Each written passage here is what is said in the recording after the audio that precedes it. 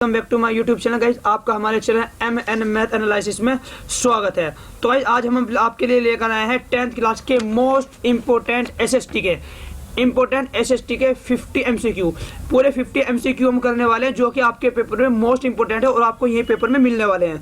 ठीक है, आपको सेम ऐसे ही मिलने वाले हैं और आपको इनकी अच्छी तरीके प्रैक्टिस करनी है और आपको बताऊंगा भी कि कौन कौन से सन में कौन कौन सा पूछा गया है। ठीक है, तो गाइस अगर आप चैनल पर नए हैं तो चैनल को सब्सक्राइब कर दीजिए और वीडियो को भी लाइक कर दीजिए। तो स्टार्ट करते हैं। देखिए क्वेश्चन नंबर फर्स्ट में कहा है कि लाल पीली मिट्टी पाई जाती है और ये आपको क्वेश्चन मोस्ट इंपोर्टेंट है क्योंकि सारे क्वेश्चन मोस्ट इंपोर्टेंट है और ये पूछा गया है कितनी बार पेपर में। उसने कहा है लाल पीली मिट्टी पाई जाती है, यानी कि जो लाल पीली मिट्टी है वो कहाँ पाई जाती है। मैं सिर्फ आपको डायरेक्ट उत्तर बताने वाला हूँ, आपको ये रट देने हैं। दक्कन के पठार में हमारी लाल मिट्टी पाई जाती है। ठीक है, लाल जो पीली मिट्टी पाई जाती है हमें दक्कन के पठार में पाई जाती है। नेक्स्ट क्वेश्चन देखिए, क्वेश्चन नंबर 2 में क्या दिया हुआ है। क्वेश्चन नंबर 2 में कहा है निम्नलिखित में से कौन सा भारत का संघीय राज्य नहीं है। तो जो हमारे भारत का संघीय राज्य नहीं है वो है हमारा दिल्ली हमारे भारत का संघीय राज्य नहीं है। ठीक है, क्वेश्चन नंबर नेक्स्ट देखिए, क्वेश्चन नंबर 3 में क्या दिया हुआ है। ये सभी वे क्वेश्चन लिए गए हैं जो कि आपके प्रीवियस पेपर में पूछे गए हैं और अब की बार इन्हीं में से पूछे जाएंगे क्योंकि आपके पूरा अब की बार का जो पेपर का पैटर्न है वो पूरा प्रीवियस पेपर में से है और सब कुछ प्रीवियस पेपर में से निकाला जा रहा है। तो ये आपके पूरे 5 साल के प्रीवियस पेपर में MCQ निकाल के लाए हूँ और आपको इसमें से ही सारे मिलने वाले हैं। तो आप इन अच्छी तरीके से रट दें। ठीक है, एक भी आपको नहीं छोड़ना। और अगर आपने अब तक के चैनल को सब्सक्राइब नहीं किया तो चैनल को सब्सक्राइब जरूर करें, वीडियो को भी लाइक करें। देखिए क्वेश्चन नंबर 3 में क्या कहा है, निम्नलिखित में से भारत प्रमुख रूप से किसका आयात करता है। आयात करता है मतलब कि क्या चीज वो आदान प्रदान करता है, हमारे देश में क्या चीज बाहर जाती है। तो किसका कच्चा पेट्रोलियम, यानी कि जो कच्चा सामान होता है भारत उसका क्या करता है, आदान प्रदान करता है, आयात करता है। आयात का मतलब है कि किसी और बाहर देश में भेजना। ठीक है, क्वेश्चन नंबर 4 देखिए, क्वेश्चन नंबर 4 में क्या दिया हुआ है। क्वेश्चन 4 में कहा है भारत में कुल कितने संघीय राज्य हैं। उन्होंने पूछा कि भारत में जो फिलहाल कितने संघीय राज्य हैं और ये क्वेश्चन आपका मोस्ट इंपोर्टेंट है क्योंकि आपको पता है ऐसे क्वेश्चन जरूर पूछे जाते हैं। तो इसका option number B is correct option. 28 संघीय राज्य हमारे देश में फिलहाल हैं। ठीक है, नेक्स्ट क्वेश्चन देखिए, क्वेश्चन नंबर 5 में क्या दिया हुआ है। क्वेश्चन नंबर 5 में कहा है बांधों को भी कहा जाता है, यानी कि जो बांध होते हैं उनको क्या कहा जाता है। तो बांध जो होते हैं जो नहरों के ऊपर बनते हैं उनको बांध बोलते हैं, उनको बोलते हैं बहुउद्देशीय परियोजनाएं। ठीक है, क्या बोलते हैं, बहुउद्देशीय परियोजनाएं, यानी कि option number A is correct option. Question number next देखिए, क्वेश्चन नंबर नेक्स्ट में क्या दिया हुआ है। क्वेश्चन नंबर 6 में उसने कहा है कि काले दस्ताने और बंदी मुट्ठियां किसकी प्रतीक होती हैं। और देखिए आपको 2022 में पिछले साल ही पूछा गया था ये क्वेश्चन आपके पेपर में। तो किसका होता है, अश्वेत शक्ति का जो प्रतीक होता है वो दस्ताने और बंदमुट्ठी होता है। ठीक है, क्वेश्चन नंबर नेक्स्ट देखिए, क्वेश्चन नंबर 7 में क्या दिया हुआ है। पूरे 50 क्वेश्चन करने वाले, एक भी क्वेश्चन कम नहीं करने इससे। भूदान आंदोलन किसके द्वारा आरंभ किया गया था। और देखिए आपको क्वेश्चन जो है आपके 2020 में ये क्वेश्चन पूछा गया है। उसने कहा है भूदान आंदोलन का मतलब है भूमि दान, यानी कि जो भूमि दान आंदोलन था वो कौन से उसमें किया गया था। ठीक है, विनोबा भावे में। कब किया गया था, ऑप्शन नंबर सी, विनोबा भावे में स्टार्ट किया गया था।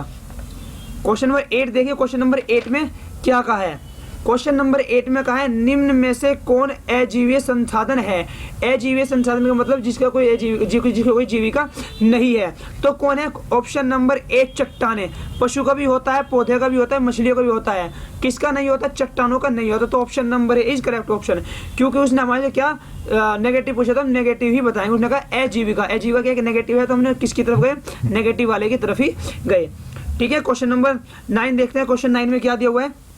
क्वेश्चन 9 में कहा है निम्नलिखित देशों में से मानव विकास सूचकांक के लिहाज से किस देश की स्थिति अन्य से बेहतर है। तो किसकी, म्यांमार की। ऑप्शन नंबर डी, म्यांमार की जो कंडीशन है वो क्या है, अन्य से बेहतर है। क्वेश्चन नंबर 10 देखिए, क्वेश्चन नंबर 10 में क्या दिया हुआ है। उन्होंने कहा निम्नलिखित में से कौन सा खनिज आधारभूत है, यानी कि इनमें से कौन सा खनिज आधारभूत है। तो लोहा व अयस्क, जो हमारे लोहे व अयस्क है वो क्या है, खनिज के आधारभूत है। ठीक है गाइस, हम टाइम वेस्ट नहीं करेंगे, सब चारों ऑप्शन पढ़ेंगे, उसके बाद आपको आंसर बताया जाएगा। नहीं, हम डायरेक्ट आंसर पर क्लिक करेंगे जिससे आपको कम टाइम में ज़्यादा से ज़्यादा क्वेश्चन देखने को मिले और आप सेल्फ स्टडी भी कर सकें। ठीक है, क्वेश्चन नंबर 11 देखिए, क्वेश्चन 11 में क्या कहा है कि निम्नलिखित में से कौन सा संघीय सूची का विषय है। और देखिए 2022 में ये क्वेश्चन आपका पूछा गया है। तो कौन है, रक्षा जो है वो संघीय सूची का विषय है। ठीक है, क्वेश्चन नंबर नेक्स्ट देखिए, क्वेश्चन नंबर 12। क्वेश्चन नंबर 12 में कहा है सामाजिक विभाजनों को संभालने के संदर्भ में इनमें से कौन सा बयान लोकतांत्रिक व्यवस्था पर लागू नहीं होता है। तो कौन सा नहीं होता है? लोकतंत्र सामाजिक विभाजन के आधार पर समाज का विखंडन करना। किस पर? लोकतंत्र सामाजिक विभाजनों के आधार पर समाज का विखंडन करना, यानी कि उसको तोड़ना। ठीक है, तो option number D is correct option. Question number 13 देखिए, क्वेश्चन 13 में क्या दिया हुआ है? क्वेश्चन 13 में कहा है सेवा क्षेत्र निम्नलिखित में से किस क्षेत्र में सम्मिलित किया जाता है। और देखिए ये क्वेश्चन भी आपको 2022 में पूछा गया था, क्योंकि अब की बार हमारे 2022 के क्वेश्चन बहुत रिपीट हुए हैं, तो इनके भी पूरे चांस हैं। आपको एक भी नहीं छोड़ना है, सारों को रट लेना है। तो उसने कहा है सेवा क्षेत्र निम्नलिखित में से किस क्षेत्र में सम्मिलित किया जाता है। तो किस में किया जाता है? तृतीय क्षेत्र में, यानी option number C is correct option. Question 14 देखिए, 14 में क्या दिया हुआ है? 14 में कहा है किसी देश के विकास को निर्धारित करने का आधार है, यानी किसी भी देश के विकास को आधार को निर्धारित करने का आधार है, किस उससे उसका जो विकास निर्धारित किया जा सकता है। और देखिए ये क्वेश्चन भी आपका 2022 में पूछा गया था। तो क्वेश्चन नंबर जो 14 को जो आंसर है देखिए, उपयुक्त में से सभी, यानी कि स्वास्थ्य व शिक्षा का स्तर भी देखा जा सकता है, प्रति व्यक्ति आय भी देखी जा सकती है, और व्यक्तिगत संरक्षण स्तर भी देखा जाता है। तो यानी कि ये सारी चीज इसके अंदर आती है। तो option number D is correct option. Question number 14 देखिए, क्वेश्चन नंबर 15 देखिए, क्वेश्चन 15 में क्या है? दो राज्यों के बीच वस्तुओं का आदान प्रदान कहलाता है। और देखिए ये क्वेश्चन भी आपका 2022 में आया था, यानी कि कोई भी दो राज्य हैं, यानी एक राज्य हमारा यू है, एक राज्य हमारा यू है, इसमें से कुछ चीज हम इसमें देते हैं और कुछ चीज इसमें से इसमें आती है, यानी कि जो चीज इसमें बनती है वो तो इधर आती है, और जो चीज इसमें बनती है वो इधर आती है। तो उसने पूछा दो राज्यों के बीच वस्तुओं का आदान प्रदान कहलाता है, क्या चीज कहलाता है? वो कहलाता है राष्ट्रीय व्यापार। Option number A is correct option. Question number next देखिए, क्वेश्चन नंबर 16 में क्या दिया हुआ है? क्वेश्चन 16 में कहा है भारत में उपभोक्ता आंदोलन किस राज्य में हुआ, यानी कि जो उपभोक्ता आंदोलन हुआ था वो सबसे पहले कौन से राज्य में हुआ था? तो उपभोक्ता जागरूकता। Option number A is correct option. Question number next देखिए, क्वेश्चन नंबर 17 में क्या दिया हुआ है? 17 ने पूछा है एक वस्तु का अधिकांशतः प्राकृतिक प्रक्रिया से उत्पादन क्षेत्र की गतिविधि है। और देखिए 2020 में आया, 2022 में आया, और अब की बार ये 2023 में भी आने वाला है, पक्का है, इम्पोर्टेंट है। ठीक है, क्वेश्चन नंबर 17 का जो आंसर होगा वो होगा प्राथमिक क्षेत्रक में, यानी कि option number A is correct option. Next part देखिए, क्वेश्चन नंबर 18 में क्या दिया हुआ है? 18 में कहा है भारत में वायु परिवहन का राष्ट्रीयकरण कब हुआ, यानी जो भारत में परिवहन का, ठीक है, यानी कि जो हमारा आगे चलने वाले हमारे साधन होते हैं उसका जो राष्ट्रीयकरण हुआ वो कब हुआ?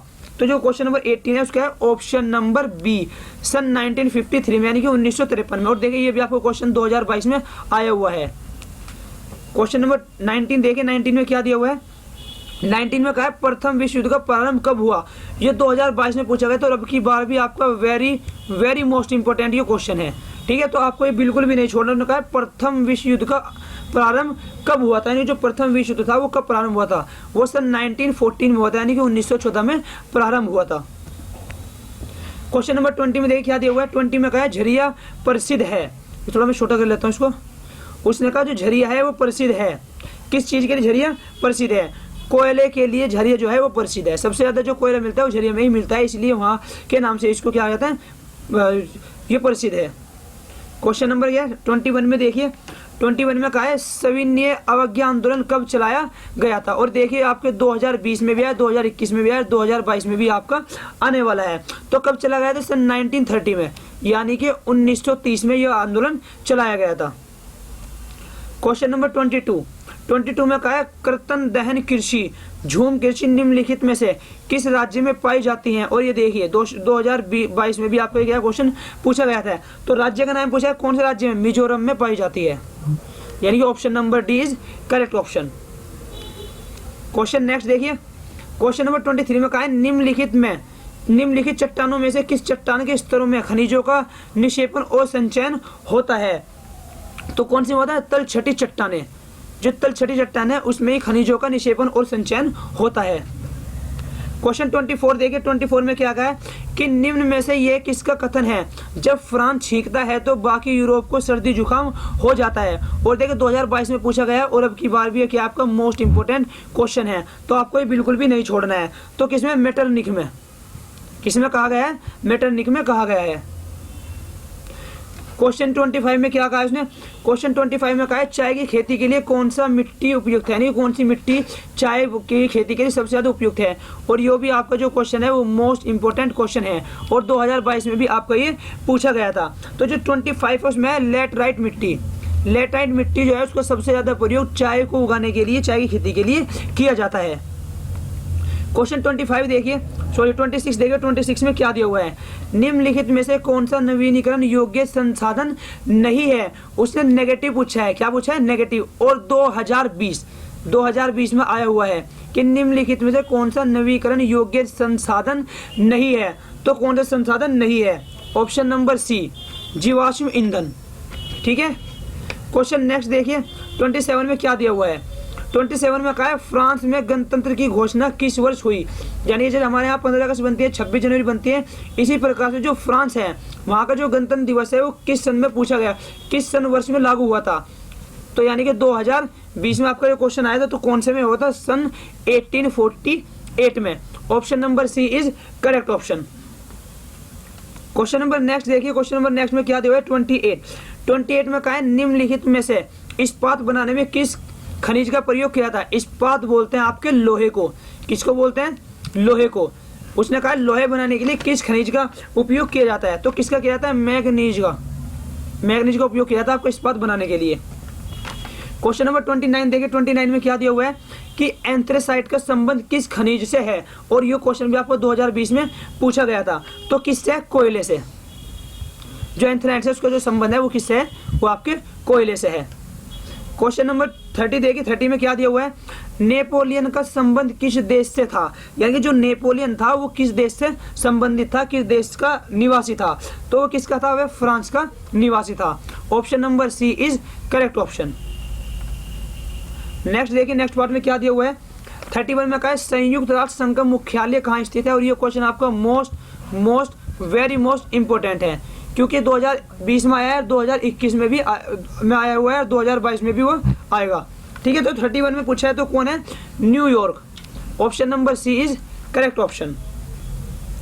क्वेश्चन 32 देखिए, 32 में क्या पूछा है, 32 में कहा है सविनय अवज्ञा आंदोलन में महात्मा गांधी ने नमक को अत्यधिक महत्व क्यों दी थी। और आपका 2020 में गया तो महात्मा गांधी से क्वेश्चन आपके एसएसटी में बहुत ज्यादा पूछे जाने वाले हैं। तो कौन से में क्या कहते हैं, नमक का प्रयोग अमीर गरीब सभी करते हैं।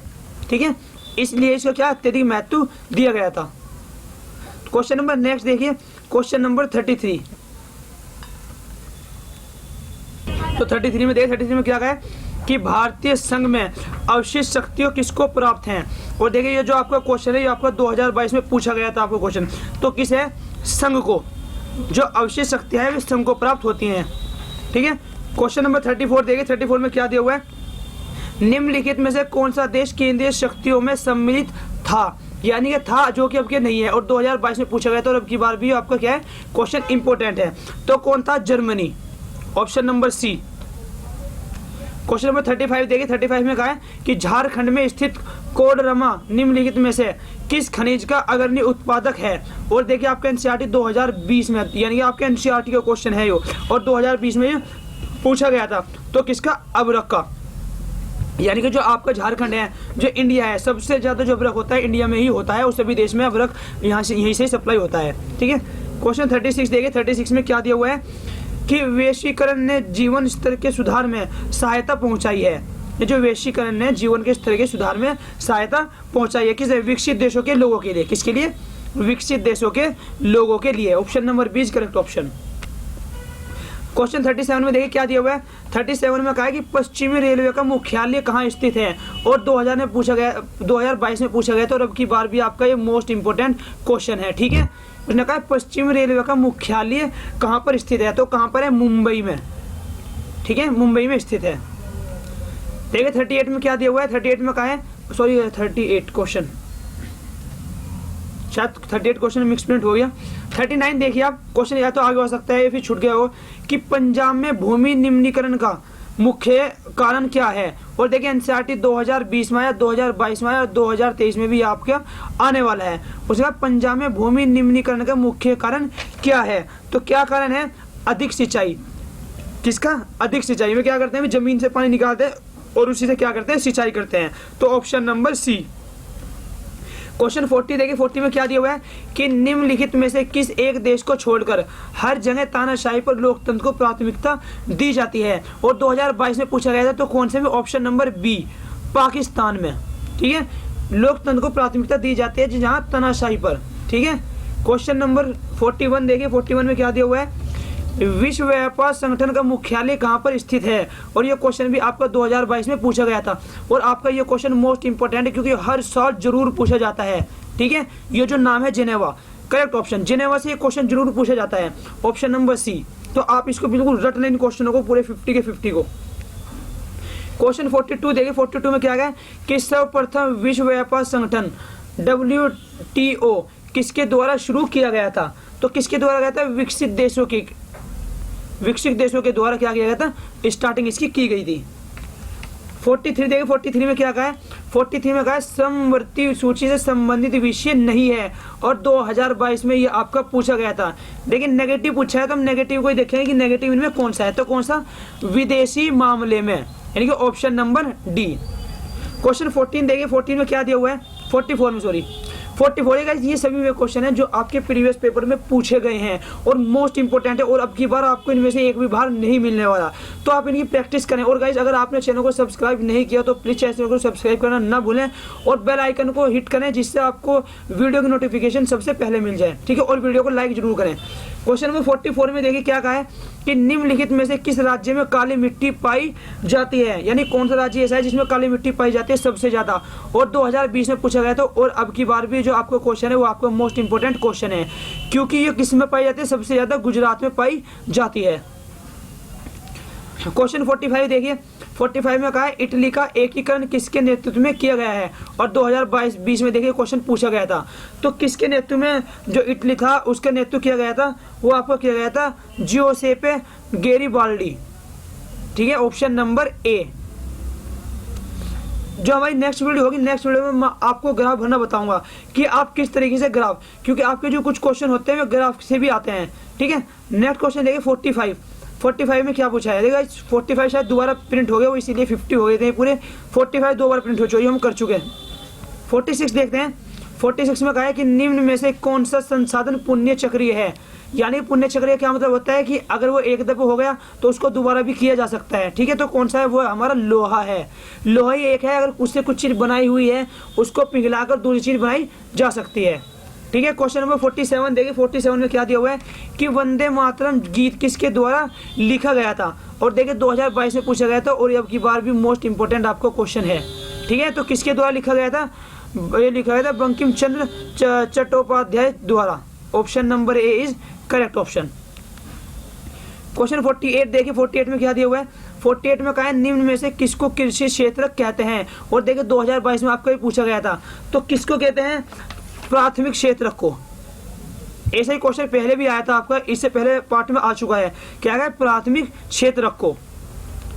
क्वेश्चन 49 देखिए, 49 में क्या दिया हुआ है कि निम्नलिखित देशों में से किस देश का मानव विकास सूचकांक 2016 के अनुसार भारत से अधिक ऊंचा स्थान है। किसके अकॉर्डिंग? 2016 के अकॉर्डिंग। किसका है? श्रीलंका का। Option number A. Question number 50 देखिए, जो कि हमारा इस वीडियो का लास्ट क्वेश्चन है। गाइस, आप वीडियो को लाइक जरूर करें, वीडियो को लाइक करना ना भूलें। ठीक, क्वेश्चन नंबर 50 में देखिए क्या कहा है कि सलाल बांध किस नदी पर है। कौन सा? सलाल बांध। और देखिए आपका ये जो क्वेश्चन है 2020 में पूछा गया था, अब की बार 2022 में पूछा जाना है। तो किस पर? चिनाब पर। जो आपका बांध है वो कहाँ पर है? चिनाब पर है। तो ये आपके जो 50 क्वेश्चन थे आपको अच्छी तरीके से करा दिए हैं, और आपको विद आंसर के साथ। तो आप इनको रटने अच्छी तरीके से, क्योंकि अब की बार आपको पेपर में से यही मिलने वाले हैं। ठीक है गाइस, तो चैनल को सब्सक्राइब करना ना भूलें, और वीडियो को भी लाइक करें और चैनल को सपोर्ट करें। Thank you.